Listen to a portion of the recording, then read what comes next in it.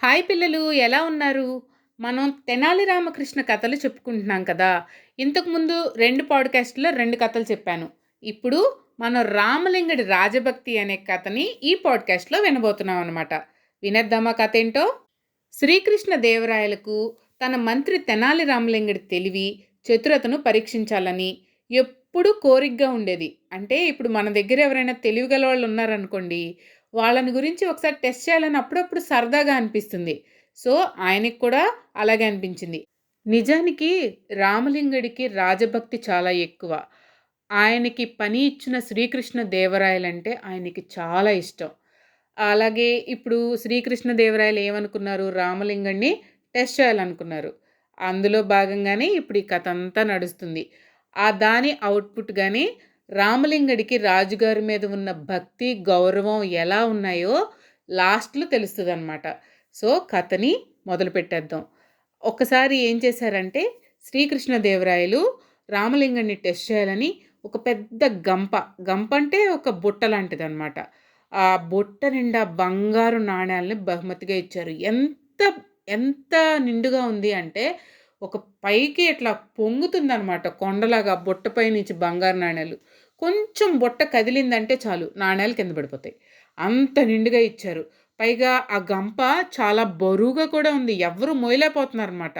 అంత బరువుగా ఉండి, అంత నిండుగా ఉన్న గంప నిండా ఉన్న బంగారు నాణేలని రాజుగారు రామలింగడికి గిఫ్ట్‌గా ఇచ్చారనమాట. ఇదంతా టెస్టింగ్‌లో పార్టే. చూడండి ఏం జరుగుతదో. అయితే కొంచెం కదిలినా కింద పడిపోతున్నాయి కదా! పైగా బరువుగా కూడా ఉంది.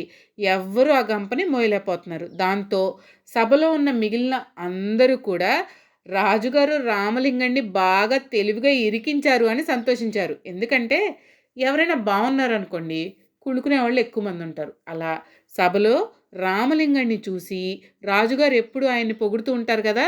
అలా పొగుడుతారని రామలింగడిని చూసి ఎప్పుడు ద్వేషిస్తూనే చాలామంది ఉంటారనమాట. అలాంటి వాళ్ళందరూ ఈడిరుక్కున్నాడు ఈరోజు అని సంతోషించారు. రామలింగడు ఆ గంపను లేపడానికి ప్రయత్నించాడు. అది కనీసం కొంచెం కూడా కదలలేదు. కొంచెం సేపు ఆలోచించిన తర్వాత రామలింగడికి ఒక ఐడియా వచ్చింది.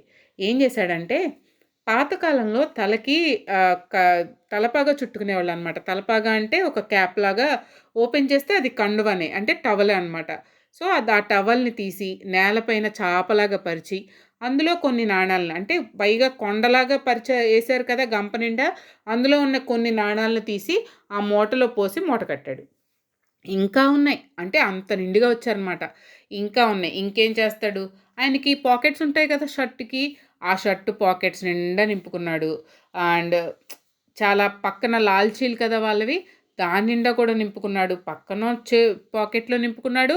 ఇక్కడ ఫ్రంట్ సైడ్ ఉన్న పాకెట్‌లో నింపుకున్నాడు. అన్నిటి నిండా నింపుకొని ఆయన టవల్‌లో మూట కట్టిన మూటనేమో భుజం మీదేసుకొని మెల్లగా ఆ గంపనేమో నెత్తి మీద పెట్టుకొని నడవడం మొదలుపెట్టాడు. రామలింగడి తెలివితేటలకి అందరూ ఆశ్చర్యపోయారు. ఓరిని ఇంత కొండలాగా పోసున్న గంపని భలే మేనేజ్ చేసాడే కింద పడకుండా అని శభాష్! శభాష్! అని కొంతమంది అనుకుంటుంటే, కొంతమంది కుళ్ళుబోతులు మాత్రం ఓరి పిసినారెదవా! ఇప్పుడవి లేకపోతే ఏమైందిరా అని కొంతమంది అనుకుంటున్నారు. అయితే రాజుగారు శభాష్ రామలింగ! శభాష్! అంటూ మెచ్చుకోవడం మొదలుపెట్టారు. రాజుగారి వైపు తిరిగిన రామలింగడు వినయంగా అంటే చాలా ఒబీడియంట్‌గా తల వంచి నమస్కరిస్తే, వంచగానే ఏముంది ఆయన జేబులోంచి నాణాలు ఆయన బరువుగా ఉంది కదా! పాకెట్ ఫుల్‌గా నింపుకున్నాడు కదా! అవి నేల మీద పడిపోయాయి. వాటి సౌండ్‌కి సభంతా రీసౌండ్ వచ్చేసింది. అంతే. సభంతా నవ్వులతో నిండిపోయింది. రామలింగడి తొందరపాటికి అందరూ నవ్వుకోవడం మొదలుపెట్టారు. దాంతో గంపని, మూటని కింద పెట్టి రామలింగడు ఆ జారి పడిపోయిన నాణేల కోసం సభంతా వెతకడం మొదలుపెట్టాడు. పడుతున్నాడు, లేస్తున్నాడు, ఏరుకుంటున్నాడు. ఆ జేబులో ఉన్నయి జాగ్రత్తగా ఓ పక్కన పెట్టుకున్నాడు ఇంకా పడిపోకుండా. ఇలా పడుతూ, లేస్తూ ఏరుకోవడం చూస్తున్న సభలో ఉన్న వాళ్ళందరికీ ఏంటి అని ఫన్నీగా అనిపించింది. అందరూ వాళ్ళకి నచ్చినట్టు ఏదేదో అంటున్నారు రామలింగడిని. ఏమంటున్నారు కొంతమంది ఇలాగంటున్నారు. అందులో పూజారి ముఖ్యమైనవాడు. ఎంత దురాశాపరుడు ఈ రామలింగడు అని ఆ ఆస్థానంలో ఉండే పూజారి అన్నాడు. గంపెడు నాణేలున్నా కింద పడిన 2, 3 నాణేల కోసం వెతుకుతున్నాడు అన్నాడు సేనాధిపతి. అదిగో ఆ స్తంభం వెనకాల ఒకటి, రాజుగారి సింహాసనం పక్కన ఒకటి అనుకుంటూ సభంతా పరిగెత్తుతూ కింద పడిన నాణేలను ఏరడం మొదలుపెట్టాడు రామలింగడు. ఈ దృశ్యం చూసిన ఒక మంత్రి రాయలవారి దగ్గరకు వచ్చి ఆయన చెవిలో, ఇలాంటి సిగ్గుమాలిన వ్యక్తిని నేనింతవరకు చూడలేదు అంటూ రామలింగడిని తిట్టాడు రాజు పక్క నుండి. రాజుగారు కూడా ఇవన్నీ చూస్తున్నారు. ఏంటి రామలింగడు ఇలా చేస్తున్నాడు, 1, 2 జస్ట్ కాయిన్స్ కోసం అని చెప్పి. రామలింగడు నాణాలన్నీ ఏరిన తర్వాత రాజు ఇలా అడుగుతున్నాడనమాట. రామలింగ, నీకు గంపెడు నాణాలను ఇచ్చాను కదా, మరి ఎందుకింత దురాశ నీకు? కింద పడిన కొన్ని నాణాల కోసం ఇంతసేపు వెతికావు అని అడిగితే, అప్పుడు రామలింగడు, రాజా, ఇది దురాశ కాదు.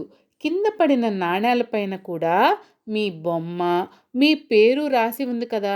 ఇలా అందరూ నడిచే చోట పడి ఎవరైనా తొక్కితే అది నేను సహించలేను. కాబట్టే నేను అంత ఆదుర్దాగా గబగబా వాటిని ఏరేశాను అని చెప్పడంతో సభంతా సైలెంట్ అయిపోయింది. మన కాయిన్స్ మీద చూసారా, మనకి మన నేషనల్ ఎంబ్లమ్ ఉంటుంది. అలాగే రాజుల కాలంలో ఉన్న కాయిన్స్ పైన రాజుగారి ఎంబ్లమ్ ఉంటుంది. అంటే రాజుగారి ముద్ర ఉంటుంది. ఓకేనా, ఆయన పేరు కూడా ఉంటుంది. అందువల్ల ఆ రెస్పెక్ట్ రామలింగడికి రాజుగారి మీద ఉండడం వల్ల కొన్ని కాయిన్స్ కింద పడిపోయినా కూడా గంపడు కాయిన్స్ని పక్కన పెట్టి, ఆయన మూట కట్టుకున్న మూటని పక్కన పెట్టి, జేబులో ఉన్న నాణ్యాలని కూడా పక్కన పెట్టి, కింద పడిపోయిన కొన్ని నాణ్యాలని గబగబా ఆదుర్దాగా ఏరాడనమాట. అది రాజభక్తి అంటే. రాయలవారు ఆ మాట వినగానే ఎంతో ఆనందంతో సింహాసనం నుంచి దిగి వచ్చి రామలింగడిని కౌగిలించుకున్నారు. అతనికి మరో గంపెడు బంగారు నాణాల్ని బహుమతిగా ఇచ్చారు. మనం సరిగ్గా గమనిస్తే మన పెద్దవాళ్ళు చాలామంది ఏం చేస్తారంటే, కాయిన్స్ పడిపోయినా లేకపోతే కరెన్సీ నోట్స్ పడిపోయినా తీసి కళ్ళకద్దుకుంటారు. ఎందుకంటే అది భక్తి. అది కొంతమంది ఏమో దేవుడు, లక్ష్మీదేవి అంటే, కొంతమంది ఏం చేస్తారంటే రాజభక్తి అంటే మన దేశం మీద భక్తి, మన నేషనల్ ఎంబ్లమ్ దాని మీద ఉంటుంది. సో దానికి గుర్తుగా దాని మీద భక్తిగా కళ్ళకద్దుకుంటారనమాట. సో ఇది రామలింగడి రాజభక్తి కథ.